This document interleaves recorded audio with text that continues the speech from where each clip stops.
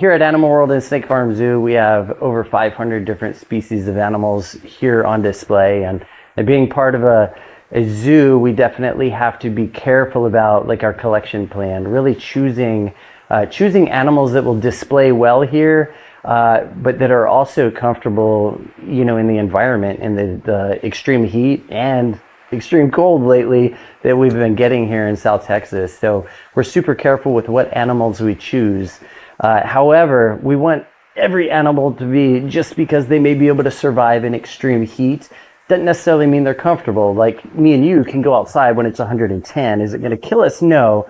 Are we comfortable? No. So in instances like that, the majority of the animals have AC'd areas that they can go into, cool off, and vice versa. In times of extreme cold like this, all the animals have warmer areas to go into. So that may be indoor housing, where they can go in and off display as they choose. Or, you know, examples would be these reptile enclosures behind me. Each one of these species has certain temperature requirements, humidity requirements, etc. So each one of these, we're able to control the temperature of individually to meet that individual species needs. So here you are looking at just different reptiles. Specifically, these guys are all from Texas, so we're letting them cool off a little bit right now, as well as lowering their photo period to simulate the shorter length of day that we've got going on,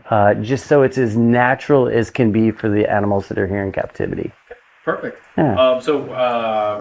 I know there was a big outage that happened a little bit earlier, and you said there was a big outage. Were you guys affected by that at all? And do you guys have like backup generators or anything? We weren't affected this year. However, a couple years ago, there was an outage that actually lasted on and off for several days, where they were having to intentionally, you know, cut power off, you know, to save with usage and things.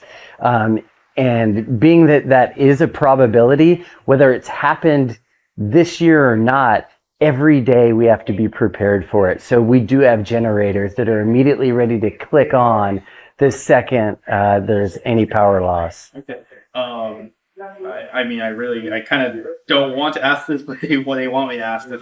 Have you guys unfortunately lost any animals due to any weather-related issues?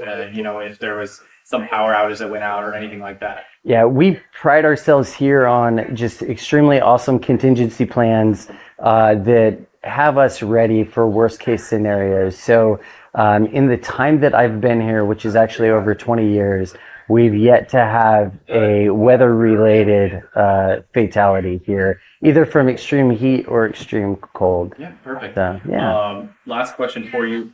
Obviously we're in extreme cold right now, but there is also extreme heat as it gets in summer during Texas. What would you say is the optimal weather for caretaking of the majority of the animals? Oh boy, that's a tricky one. Really, temperatures that keep us comfortable.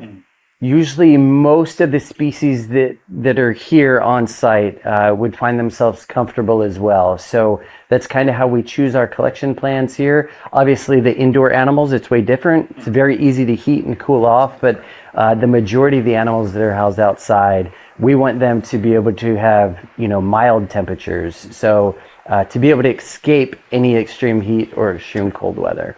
Perfect. Yeah. Is there anything else that you wanted to include that maybe I didn't touch on? Man, that's tricky. You know, a lot of people that come here and expect animals to be hiding because it's extremely cold outside, like the lions might not naturally very often find temperatures that are in the 20s. It's amazing to see how much energetic and interested some of those animals actually are, where they have the option to go into a heated house. Yet, you know, I don't know if maybe some of the viewers have dogs. If your dog goes outside and is let outside when it's 20 degrees, suddenly they're all frisky and excited and running 100 miles an hour. Some of those are the different behaviors that you get to see here with some of the exotic animals. It's actually pretty fascinating. When it rarely snows here, and you have African lions just coming out like, oh, this is awesome, and actually rolling around in the snow and such is pretty cool. So they don't necessarily hide out just because it's unusual weather for them. They actually take advantage of it. Curiosity. Yeah, Curiosity. absolutely. All right. Well, that's all I got for Cool. you, boss. I appreciate it. Thank you so much.